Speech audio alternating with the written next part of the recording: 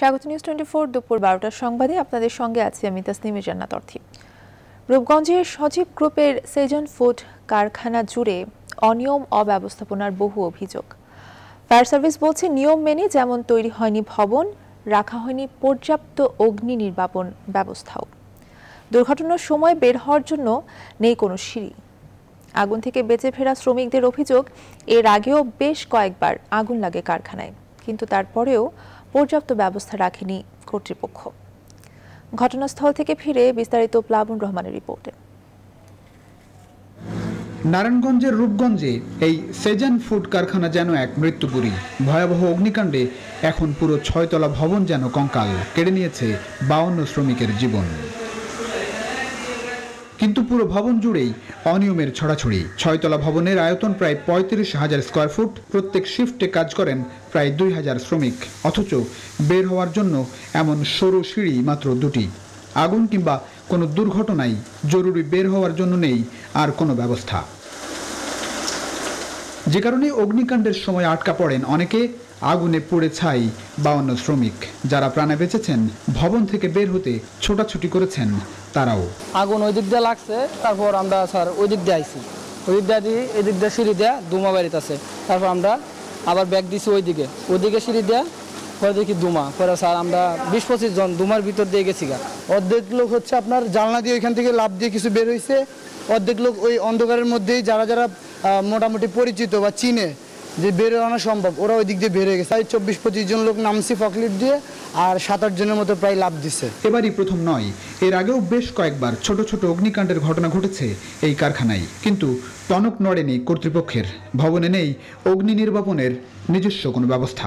এর আগে একবার 6 তলায় 5 তলায় লেগেছিল আগুন। এই যে অনেকবার আগুন লাগছে, ঠিক আছে। এই দেখেন আমাদের হাত পড়ছে, দেখেন এই যে 15 দিন আগে 5 তলায় আগুন লাগছে। তো আমরা যেভাবে নিবানোর কারণে তারপরেও কোনো আমাদের পদক্ষেপ নেয়নি এই বিষয়ে। তো এই 6বার আগুন লাগছে। ভবনটিতে একই সঙ্গে কারখানা ও গুদামের কার্যক্রম চলে আসছিল। ফয়েল, পলিথিন, প্লাস্টিক, তেল সহ অনেক দাহ্য পদার্থ ছিল ভবন জুড়ে। একটি কারখানা ভবনে এমন গুদাম রাখা যায় না বলে জানিয়েছে ফায়ার সার্ভিস।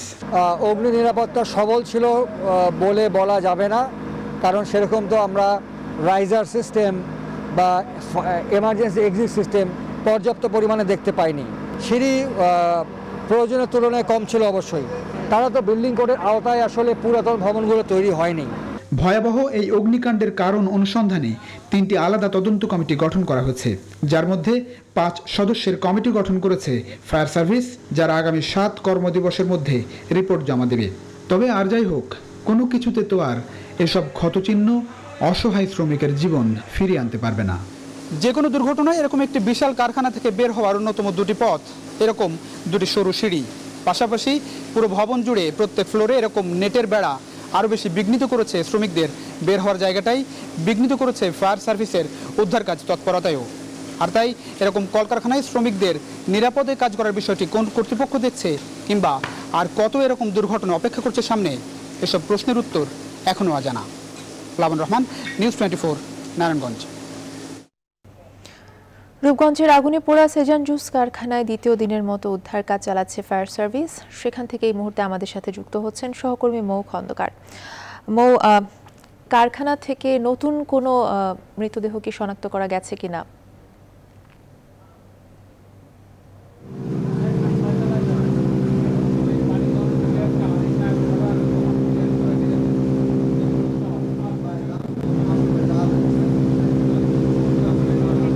ধন্যবাদ। আপনি যেমনটি বলছিলেন, আমি এখনো আছি আসলে ঠিক একই জায়গায়। এখানে ফায়ার সার্ভিসের যে কর্মকর্তারা রয়েছে, যে তারা এখনো পর্যন্ত কাজ করছে।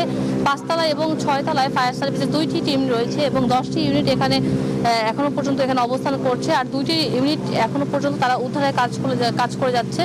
আর আপনি যেমনটি বলছিলেন যে অভিযান কিন্তু এখনো চলমান, অভিযান এখনো চলছে। আর ভেতরে এখনো পর্যন্ত কোনো মরদেহ উদ্ধার করা যায়নি। গতকাল যে উদ্ধার করা হয়েছিল 49 জন, আর আগে লাফ দিয়ে মারা গেছে 3 জন। সর্বমোট 52 জনের মরদেহ তারা উদ্ধার করেছে এবং সেটি কিন্তু পুলিশের কাছে হস্তান্তর করা হয়েছে। পরে পুলিশ সেখানে ঢাকা মেডিকেলের লাশগুলো দিয়ে দেওয়া হয়েছে। আর এখানে কিন্তু এখন উদ্ধার অভিযান চলছে। আর আমরা কিছুক্ষণ আগে উপরে গিয়েছিলাম, বিশেষ করে 5-6 তলায় যে ফায়ার সার্ভিসের অভিযানগুলো চলছে সেখানে কিন্তু এখনো আমরা ধোঁয়া দেখতে পেয়েছি। এখনো কিন্তু ধোঁয়া উঠছে। আরেকটি বিষয় আপনাকে জানিয়ে রাখতে চাই, যেহেতু ফায়ার সার্ভিসের কর্মকর্তারা কাজ করছে, ধোঁয়া কিন্তু এখনো উপরে চলে যাচ্ছে। তো ফায়ার সার্ভিসের ইউনিট এখনো ওখানে কাজ করে যাচ্ছে একই চোখে। আরেকটি বিষয় আপনাকে জানিয়ে রাখতে চাই, কিছুক্ষণ আগে ফায়ার সার্ভিসের কর্মকর্তারা একটি সংবাদ সম্মেলন করেছেন, সেখানে জানিয়েছেন ভবনটি এখনো পর্যন্ত এখানে ঝুঁকিপূর্ণ, কেউ যেন এখানে না থাকে। সেখানে সবাইকে আহ্বান জানানো হচ্ছে যে এখান থেকে যেন সবাই নিরাপদ দূরত্ব বজায় রাখে, সবাই যেন এখান থেকে ভবনটি থেকে সরে যায়। এই ছিল আমার কাছে এখনকার মতো সর্বশেষ খবর। ফিরে যাচ্ছি স্টুডিওতে অর্থের কাছে। ধন্যবাদ আপনাকে। রূপগঞ্জে নিহতদের পরিচয় শনাক্ত করতে স্বজনদের কাছ থেকে নেওয়া হয়েছে ডিএনএ নমুনা। এই বিষয়ে জানাতে এই মুহূর্তে আমাদের সাথে ঢাকা মেডিকেল কলেজ থেকে যুক্ত হচ্ছেন সহকর্মী মাসুদা লাবণী। লাবণী, ডিএনএ পরীক্ষার ফল পেতে আসলে কতদিন সময় লাগতে পারে বলে আপনি জানতে পেরেছেন? অর্থে ডিএনএ নমুনা ম্যাচ করতে 1 মাসের মতো লাগতে পারে। এখন আমি যদি দেখাই যে আমার পেছনে যে অ্যাম্বুলেন্সগুলো বের হয়ে যাচ্ছে, এগুলো কিন্তু মরদেহ নিয়ে যাচ্ছে। অর্থাৎ এই ঢাকা মেডিকেলে গতকাল রাতে কিন্তু 49 জন মরদেহ আসার কথা ছিল, কিন্তু আসলে এখানে 48 জনের মরদেহ আসে এবং এই 48 জন মরদেহের মধ্যে 15 জনের মরদেহ সোরার দিতে নিয়ে যাওয়া হচ্ছে। 8 জনের মরদেহ ঢাকা মেডিকেল ইমার্জেন্সির যে মর্চুয়ারি সেখানে রাখা হবে। এছাড়া আরও যে 25টি মরদেহ, সেই 25টি মরদেহ এই ঢাকা মেডিকেল কলেজের মর্গে যে মর্চুয়ারি সেখানেই থাকবে।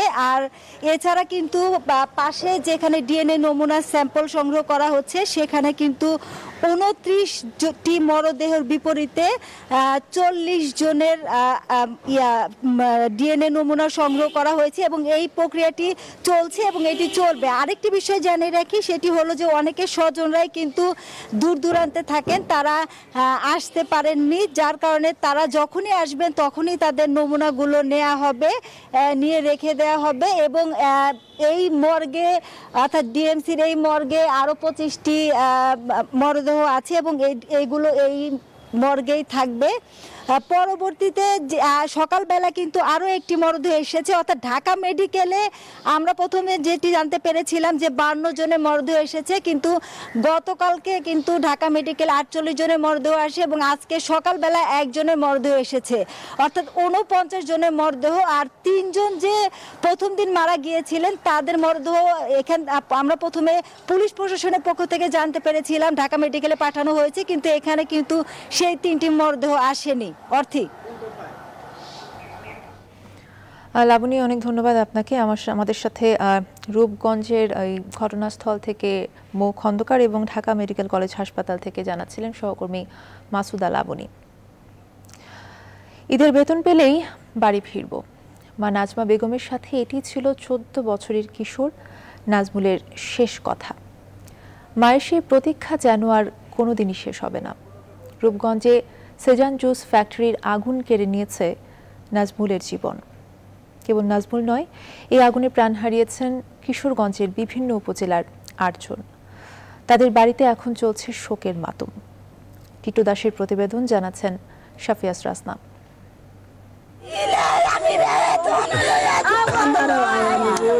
এমন বুকফাটা আর্তনাদ নারায়ণগঞ্জের রূপগঞ্জে বেভারেজ কারখানায় অগ্নিকাণ্ডে নিহত কিশোরগঞ্জ সদর উপজেলার কালিয়ারকান্দা গ্রামের চান মিয়ার ছেলে 14 বছরের শিশু নাজমুলের স্বজনদের। সংসারে খানিকটা সচ্ছলতার আশায় শিশু বয়সে কারখানায় চাকরি নিয়েছিল নাজমুল। 2 দিন আগেও মা নাজমাকে ফোন করে বলেছিল ঈদের বেতন পেলেই বাড়ি ফিরবে সে। এর মধ্যে এলো ছেলের মৃত্যুর খবর। আমি বেতন পাই না গো, ঈদের বেলা বেতন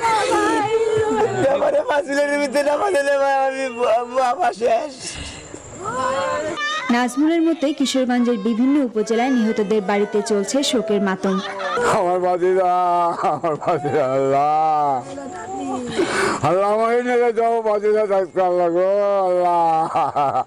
কটিয়াদী উপজেলার গৃহবধূ জুবেদা বেগমের 2 মেয়ে কারখানায় চাকরি করেন। রূপগঞ্জের আগুনে মারা গেছে ছোট মেয়ে রাবেয়া। এমন খবরে যেন শোকে পাথর হয়ে গেছেন তিনি। কালকে শুক্রবারে আমার বড় মাইয়া ফোন দিয়ে কইছে আমি খবর লইতাম মিলো আগুন লাগবে, ছোট মাইয়ার কোনো খবর নাই। সেজান জুস কারখানার অগ্নিকাণ্ডে এ পর্যন্ত কিশোরগঞ্জ সদর উপজেলায় 2 জন, কটিয়াদী উপজেলায় 3 জন এবং করিমগঞ্জ উপজেলায় 3 জনের মৃত্যুর খবর জানা গেছে। তবে এর সংখ্যা আরও বাড়তে পারে বলে জানিয়েছেন সংশ্লিষ্টরা। Desk report, news 24। এবারে করোনা প্রসঙ্গ। করোনা এবং উপসর্গ নিয়ে সারা দেশে আজও মারা গেছেন শতাধিক মানুষ। এখন পর্যন্ত পাওয়া তথ্যে 24 ঘন্টায় কুষ্টিয়ায় 21 জন, ফরিদপুরে 19, রাজশাহীতে 14, চুয়াডাঙ্গায় 7, সাতক্ষীরায় 10, বগুড়ায় 12, ময়মনসিংহে 12, বরিশালে 13, টাঙ্গাইলে 7 ও ঝিনাইদহে 9 জনের ও মাদারীপুরে 4 জনের মৃত্যু হয়েছে। বিশেষজ্ঞরা বলছেন, স্বাস্থ্যবিধি নিশ্চিত না করলে সংক্রমণ রোধের কোনো সুযোগ নেই।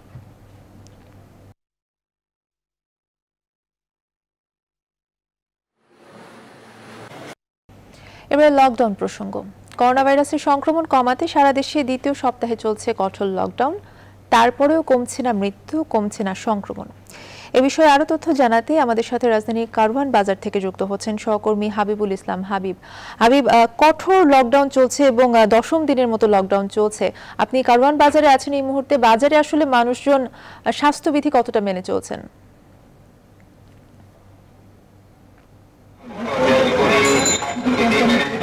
অর্থে আসলে করোনা সংক্রমণের সবচেয়ে উচ্চ ঝুঁকির জায়গা আমি মনে করছি এই বাজারগুলো, কাঁচা বাজারগুলো। কারণ সকাল থেকে বিভিন্ন সংবাদে আমি মহানগরীর যে সড়কগুলো সেখানকার চিত্র দেখাচ্ছিলাম। মানুষের চাপ রয়েছে মোটামুটি, একেবারে যারা ব্যক্তিগত কাজ নয় মানে বা অফিসিয়াল কাজ রয়েছে, বিভিন্ন জরুরি কাজে বের হচ্ছেন, অনেক মানুষ বেরোচ্ছেন। তবে কাঁচা বাজারে কিন্তু আসলে দেখছেন যে সংক্রমণের ঝুঁকি রোধ করার এখানে সুযোগটা কম। বেশিরভাগ যারা বিক্রেতা তাদের মুখে নেই মাস্ক, তবে ক্রেতাদের মধ্যে এক ধরনের সচেতনতা আমি লক্ষ্য করছি। বেশিরভাগ ক্রেতা দেখছেন যে মাস্ক পরে আসছেন।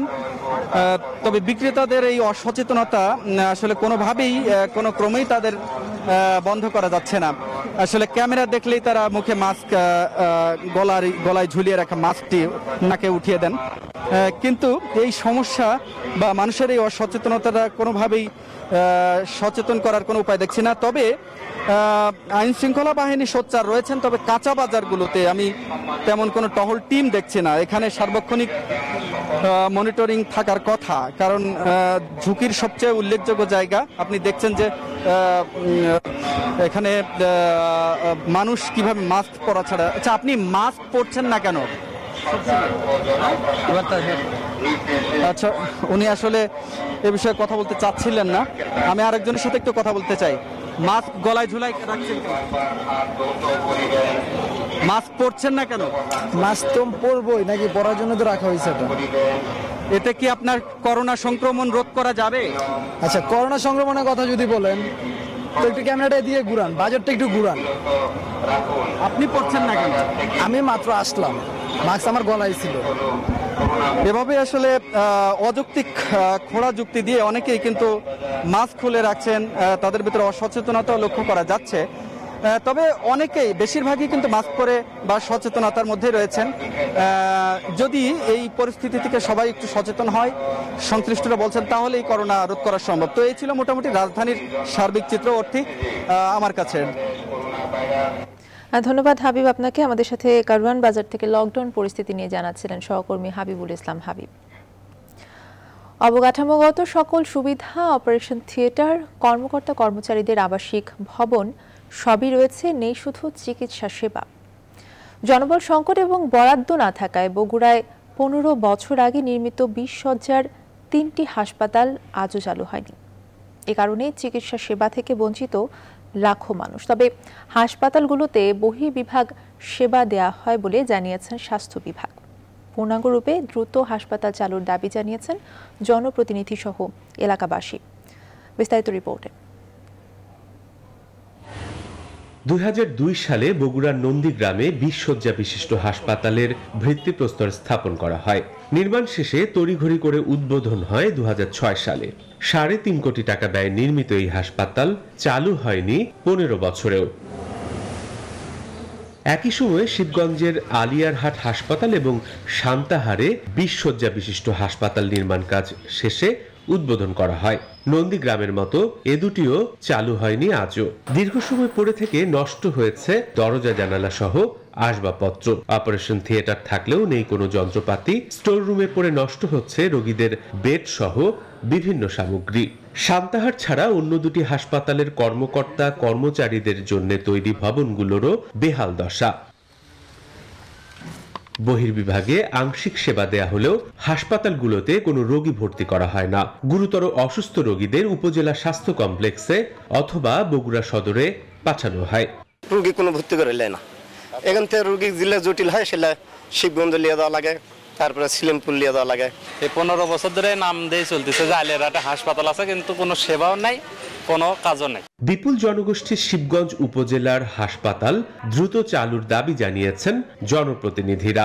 প্রায় 5.5 লক্ষ লোকের বসবাস, সেখানে শিবগঞ্জে একটা হাসপাতাল, এটার দিকে সুদৃষ্টি দেওয়া উচিত এবং এটাকে সংরক্ষণ করে এখানে ডাক্তার নার্স নিয়োগ দিয়ে এটাকে চালু করা দরকার।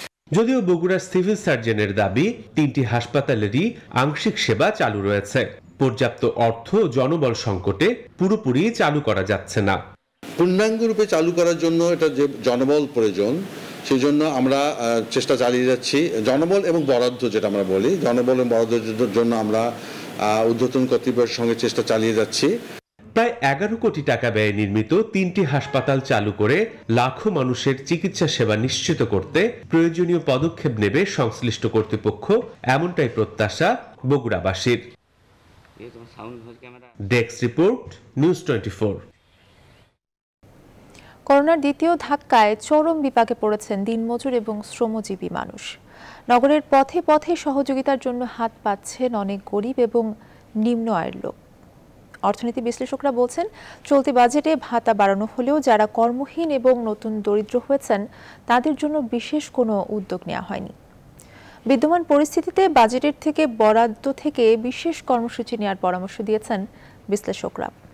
বিস্তারিত জানাচ্ছেন বাবু কামরুজ্জামান। 2-3 মাসের ঘর ভাড়া পাইব মালিকে, ঘর ভাড়া তো মিটাই চাচ্তাম, তো ঈদের সময় গেলাম করলে দেশ না পারছি ঘর ভাড়া দিতাম, না পারছি মুক্তি পাইতাম। ময়মনসিংহ থেকে 5 বছর আগে অভাবের তাড়নায় পরিবার নিয়ে ঢাকা এসেছিলেন ভাগ্য পাল্টাতে। ভাগ্য পাল্টায়নি, বরং দিনমজুর হিসেবে পেটে ভাতে চলবেন সেই সুযোগটুকুও নেই। চোখের সামনে সাঁই সাঁই করে প্রাইভেট কার চলছে কেবল নিরুপায় কাজল মিয়ার মতো খেটে খাওয়া মানুষরা।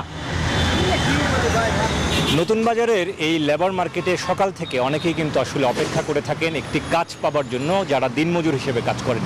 এবং এমন অনেককে আমরা এখানে পেয়েছি যারা আসলে একটি কাজের আশায় এই দুপুর পর্যন্ত বসে আছেন কিন্তু কাজ পাননি, এবং এই ঘর ভাড়া বকেয়া রয়েছে, তাদের পরিবার পরিজন নিয়ে আসলে তারা কি খাবেন এমন অনিশ্চয়তা দিন পার করছেন। এই মনে পর্যায়ে আসি একজনটাকে হাত পাতমো, আপনি 200 টাকা দেন, 500 টাকা দেন, বলবো কি তুমি হাত ভালো আছে, তোমার দেখতে ভালো, তোমাকে কেন টাকা দিব?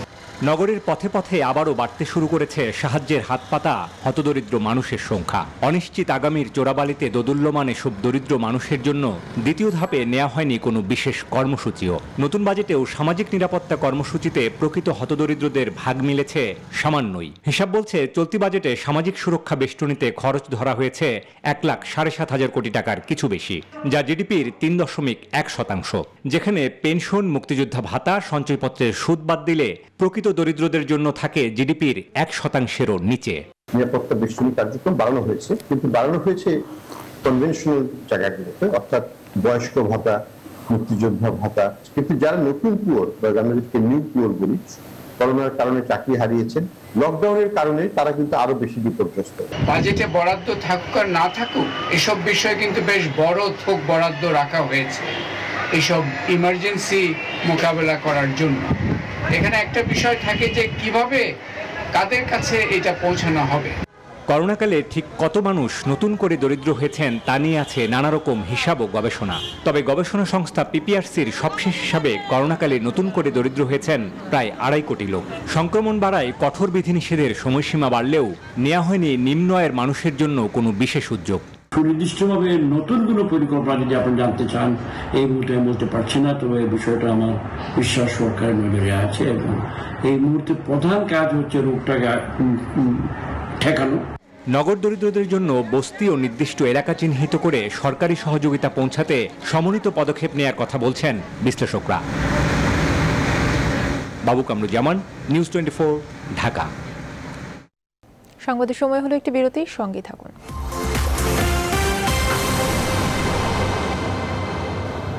আবারও স্বাগত, দেখছেন দুপুর 12টার সংবাদ। জব্দকৃত যানবাহনের চাপে যেন পা ফেলার জায়গাটিও নেই মালখানায়। ডাম্পিং স্টেশন, থানা কিংবা আদালতের আশেপাশের সড়কেও একই চিত্র। বিভিন্ন মামলার আলামত হিসেবে আটক এমন লাখ লাখ যানবাহন দীর্ঘ সময় পড়ে থাকায় মরিচা ধরে মিশে যাচ্ছে মাটির সঙ্গে। তবে মামলার আলামত হিসেবে যানবাহন আটক রাখার কোনো বিধান নেই বলে মনে করেন আইনজীবীরা। বিভিন্ন মামলায় জব্দ যানবাহন নিয়ে হাবিবুল ইসলাম হাবিবের 2 পর্বের প্রথম রিপোর্ট আজ। ক্যামেরা ছিলেন শেখ জালাল।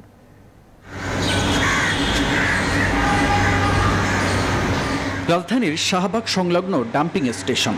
উপর থেকে তাকালে মনে হতে পারে এটি কোনো পুরনো গাড়ির শোরুম, আর একটু কাছে গেলে মনে হবে এটি একটি ধ্বংসস্তূপ। কয়েক যুগ আগের গাড়িও এখানে রয়েছে। এখানেই রয়েছে 6000-এরও বেশি যানবাহন, যার বেশিরভাগই মরিচা পড়ে চেনার উপায় নেই। রহিম মিয়া অটোরিকশা চালক। নামি দামি গাড়ির ভেতরে তার অটোরিকশাটিও রয়েছে। জানান, এক প্রতিবন্ধী ব্যক্তিকে গন্তব্যে পৌঁছে দিতে প্রধান সড়কে উঠতে হয়েছিল। এই অনিয়মের দায়ে 1200 টাকা রিকার বিল দিতে না পারায় রিকশাটি ডাম্পিংয়ে পাঠায় পুলিশ। না, খুবই কষ্ট করে দিছি। টাকা আমার কাছেও না, মহাজনের কাছে ওই সময় চাইছিলাম, মহাজন দেয় না। অফিসে যাইয়া 1200 টাকা রেখার বিল দিছি, আর স্টাম্প 4টে স্টাম্প 1600 টাকা নিছে। এখন ওই জায়গায় আরো ভোটার আইডি কার্ড চাইছে, তা দিতে পারিনি। পরে সেই স্যারের কাছে ফোন দিয়েছে, স্যারে বলছে তাহলে দিয়ে দাও গাড়ি। তারপরে গাড়ি দিয়ে দেবো, এখন তো গাড়ি নিয়ে যাবো। আইন শৃঙ্খলা বাহিনী বলছে এসব যানবাহন কোনো না কোনো অপরাধ কিংবা বেআইনিভাবে চলাফেরার জন্য জব্দ করা হয়েছে। কিন্তু প্রশ্ন হচ্ছে, যানবাহন কিভাবে অপরাধ করে? অপরাধ তো করে মানুষ। তাহলে বছরের পর বছর ধরে পড়ে থাকা এসব কোটি কোটি টাকার সম্পদ নষ্টের দায় ভারী বা কার? পুলিশ বলছে মামলার নিষ্পত্তি না হওয়া পর্যন্ত এসব যানবাহন এর প্রকৃত মালিককে বুঝিয়ে দেওয়া যায় না, কিংবা মালিক খুঁজে না পাওয়া গেলে নিলামেও বিক্রি করা যায় না। আর মামলা নিষ্পত্তি হওয়ার আগ পর্যন্ত কিন্তু এই গাড়ি নিয়ে কোনো সিদ্ধান্তে আমরা আসতে পারি না। মালখানা যে জায়গা বলা হয় যেখানে সেই গাড়ির, সেখানেও আসলে পর্যাপ্ত জায়গা নেই। তা আমরা ডাম্পিং প্লেস নির্ধারণ করবার জন্য চেষ্টা চালিয়ে যাচ্ছি। যদি একটা ডাম্পিং প্লেস, একটা সুনির্দিষ্ট জায়গা যদি আমরা পেয়ে যাই, তাহলে হয়তো এই সমস্যাটা থাকবে না। তবে এমন মামলা পরিচালনাকারী আইনজীবী বলছেন, কোনো অপরাধের দায় হিসেবে যানবাহন আটক রাখার কোনো বিধান নেই। তো আমার গাড়ির চালক গাড়িটা অ্যাক্সিডেন্ট করে গাড়ি থেকে পালায়ে গেছে, ধরা যাক, পালায়ে গেলে আপনি তাকে খুঁজবেন। এখন আপনি যদি বলেন যে গাড়ি আটকে রাখলে মালিক গিয়ে তাকে খুঁজবে, তারপরে ধরে আনবে, এই যদি হয়, এটা তো আপনার বিচার কার্য না, এটা তো আপনি আরেকটা সম্পদ বিনষ্ট করার প্রক্রিয়া যাচ্ছেন। জানান, এভাবেই প্রতি বছর সারা দেশে জব্দকৃত যানবাহন ব্যবহারের অনুপযোগী হয়ে শত কোটি টাকারও বেশি মূল্যের রাষ্ট্রীয় সম্পদ নষ্ট হচ্ছে, তবুও যেন দেখার কেউ নেই। হাবিবুল ইসলাম হাবিব, নিউজ 24, ঢাকা। বরিশালের মেহেন্দিগঞ্জের কাঠের পোল এলাকায় ভূমি এবং গৃহহীনদের জন্য বরাদ্দকৃত প্রধানমন্ত্রীর উপহারের বেশ কয়েকটি ঘর ভেঙে গেছে। বাকিগুলোর অবস্থাও নাজুক। এমন অবস্থায় ঘর পেয়েও পরবাসী হয়েছেন কয়েকটি পরিবার। স্থানীয়রা বলছেন, নির্মাণ ত্রুটির কারণেই ভেঙে পড়েছে ঘরগুলো। তারা টেকসইভাবে ঘরগুলো বসবাস উপযোগী করার দাবি জানিয়েছে। এ ঘটনায় তদন্ত কমিটি গঠিত হয়েছে। দায়ীদের বিরুদ্ধে ব্যবস্থা নেওয়ার কথা জানিয়েছেন জেলা প্রশাসক। বরিশাল থেকে রাহাত খানের তথ্য ছবিতে ডেস্ক রিপোর্ট। শ্রীপুরের কাঠেরপোল এলাকার ভূমি ও গৃহহীন রেহানা বেগম। প্রধানমন্ত্রীর উপহারে ঘর পেয়ে আশায় বুক বেঁধেছিলেন তিনি, কিন্তু সেই আশা নিরাশায় পরিণত হয়। মাত্র 1.5 মাসে উপহারের ঘরটি তাসের ঘরের মতো ভেঙে পড়ে। রেহানার মতো ওই আশ্রয়ন প্রকল্পে আরো বেশ কয়েকটি ঘরের একই অবস্থা। উপকারভোগীরা জানান, ডোবার বালু ভরাট করে মাত্র 1 ফুট গভীর ও 10 ইঞ্চি ভিতের উপর দেয়াল নির্মাণ করা হয়। মেঝেতে ইটের সোলিং না দিয়ে সরাসরি দেয়া হয় ঢালাই। বালুর সাথে সিমেন্টের মিশ্রণও হয়নি যথাযথ। ব্যবহৃত ইটগুলোও নিম্নমানের। আর এসব কারণে ঘরগুলো ভেঙে পড়েছে বলে অভিযোগ তাদের। প্রধানমন্ত্রী ঘর দিছে, আইসি আশা ভরসা করবে, কিন্তু ভাঙ্গিয়া গেছে। আর কি করবো, করার কিছু আছে? আমার ছেলে মেয়ে নিয়ে তো থাকা লাগবে এক জায়গায়। প্রধানমন্ত্রী যে আমাকে ঘর দিছে, আমরা থাকতে পারি না, উপকার হয় নাই। ফলনটা যদি ভালো করিয়া দিতে, তার ঘরটা পড়তো না। যেমন একটু নিয়ম করছে, এই জন্য ঘরটা পড়ে আছে। ঘরগুলো মেরামত করে বসবাসের উপযোগী করার দাবি জানিয়েছেন ভুক্তভোগীরা। আটটা যদি উঁচা করে উঠাইতো তাহলে মানে পানিটা উঠতো না। সরকার যদি গড়টা গোছায় গাছায় দেয় তখন ঘরে উঠকে যাম, আর তার উপায় নেই, আমরা গরিব। ভেঙে যাওয়া ঘরগুলো তড়িঘড়ি করে মেরামতে নিম্নমানের সামগ্রী ব্যবহারের অভিযোগ করেছেন স্থানীয়রা।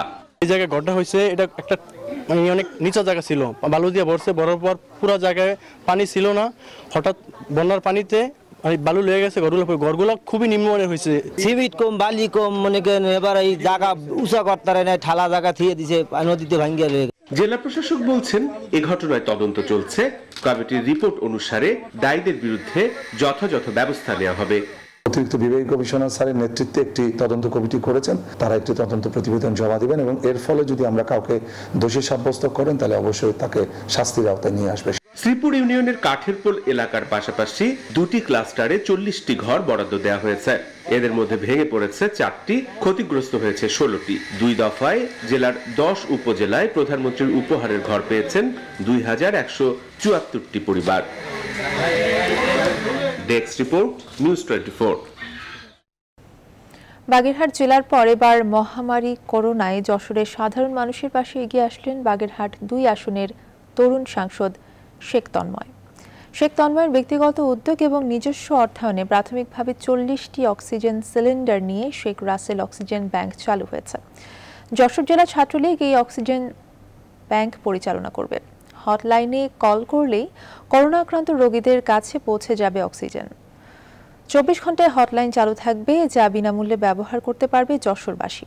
প্রাথমিকভাবে 40টি সিলিন্ডার দিয়ে শুরু হলেও প্রয়োজনে আরও সিলিন্ডার যুক্ত হবে এই অক্সিজেন ব্যাংকে। 25 জন ভলান্টিয়ার এই দায়িত্বে নিয়োজিত থাকবেন।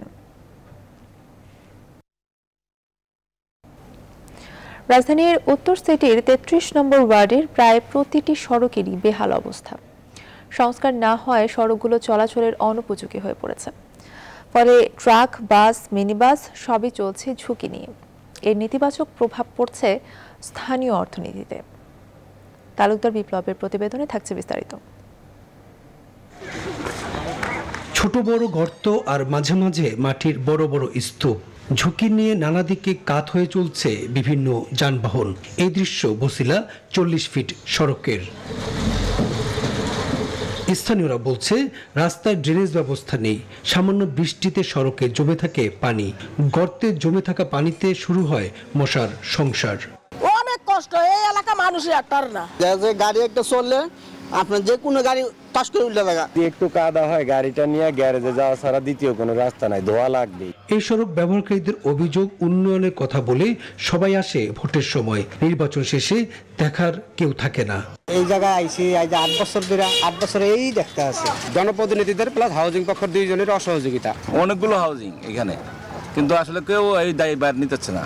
জানা যায় সড়কের খারাপ অবস্থার কারণে দোকানীদের বেচা বিক্রি নেই, মাসের পর মাস খালি পড়ে থাকে বাসাবাড়ি, ফ্ল্যাটগুলো। তবে স্থানীয় কাউন্সিলর জানালেন আবাসিক এলাকা, তাই কিছু জটিলতার কারণে রাস্তার কাজ শুরু করা যায়নি।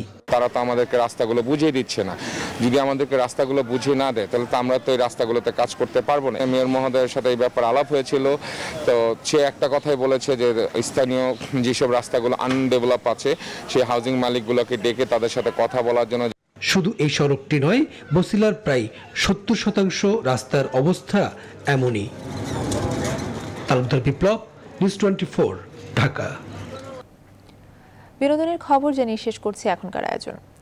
মঞ্চসজ্জা, লাইট ডিজাইনার, রূপসজ্জা কারিগর, এদেরকে ছাড়া মঞ্চ নাটকের প্রদর্শনী চিন্তা করা অসম্ভব। করোনার ছোবলে থিয়েটার অঙ্গনের তাদের অনেকেই গুমোট দিন যাপন করছেন। মঞ্চ করে পাগল হয়ে যাওয়া এই মানুষগুলো থেকে নজর সরেছে সহকর্মী এবং সংগঠনগুলোরও। কেমন চলছে তাদের জীবন জীবিকা তা জানতে সুকন্যা আমিরের বিশেষ প্রতিবেদন।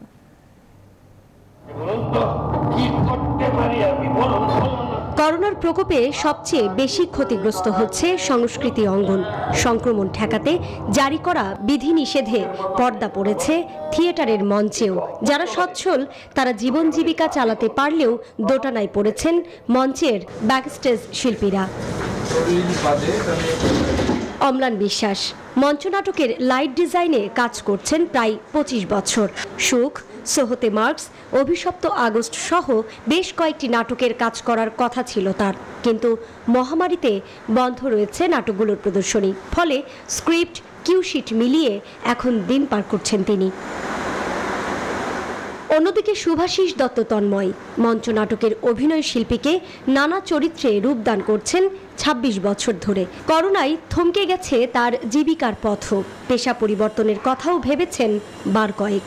একদিনের জন্য মানে মিডিয়া বা অন্য কোনো মাধ্যমে এই কাজটি করিনি, আমি শুধু থিয়েটারটাই করেছি। শিল্পকলা একাডেমি থেকে কোনো রকম ফোন বা কোনো খোঁজখবর নেওয়ার ব্যাপারটা আসেনি, মহিলা সমিতি বা অন্যান্য কোনো প্রতিষ্ঠান আসেনি। থিয়েটার মানুষের কথা বলে, কিন্তু কোথায় মানুষের কথা বলে? মানুষের পাশে তো কেউ এসে সেই অর্থে দাঁড়ায়নি। বাংলাদেশে এখনো থিয়েটারগুলো পেশাভিত্তিক নয়, সেই ক্ষেত্রে বড় একটা সমস্যা। আর এখন যখন বিপদে আছি, এখন তো কেউ খোঁজই নেয় না, কেমন আছি, মানে চলছে কিভাবে, কোনো গ্রুপও খোঁজ নেয় না, মানে সরকারও তো কোনো খোঁজ নেয় না, কোনো কিছুর কোনো মূল্যায়ন নেই আমাদের এখানে। জাহাঙ্গীর আলমের অবস্থা আরও ভয়াবহ। প্রায় ৪৫ বছরের থিয়েটার জীবন কেড়ে নিয়েছে করোনা, করেছে বেকার, ঘরবন্দি। যার আন্ডারে কাজ করতাম সেই তো খবর নেয় নাই ২ বছর। যারে ফোন দিব ব্যস্ত বা ধরবো না, রিক্সা চালাইলেও মানুষের লজ্জা দিব, ওই একদিন হাত পাতলো মগজে তো দেখছি অনেক জায়গায় এই হাত বিক্রি করে, দরকার কি বাবা, না খেয়ে ঘরে থাকি, মেয়ে যা আনে তাই আল্লাহ চালায় নেয়। তাদের মতন আরও অনেক থিয়েটার কর্মী রয়েছেন যাদের জন্য সময়কে বড্ড নির্মম করে দিচ্ছে করোনা। তবুও স্বাভাবিক সময়ের অপেক্ষা তাদের, অপেক্ষা মঞ্চে ফিরবার। সুকন্যা আমির, নিউজ 24, ঢাকা। আর এই ছিল এখনকার আয়োজন। এতক্ষণ সঙ্গে থাকার জন্য ধন্যবাদ সবাইকে।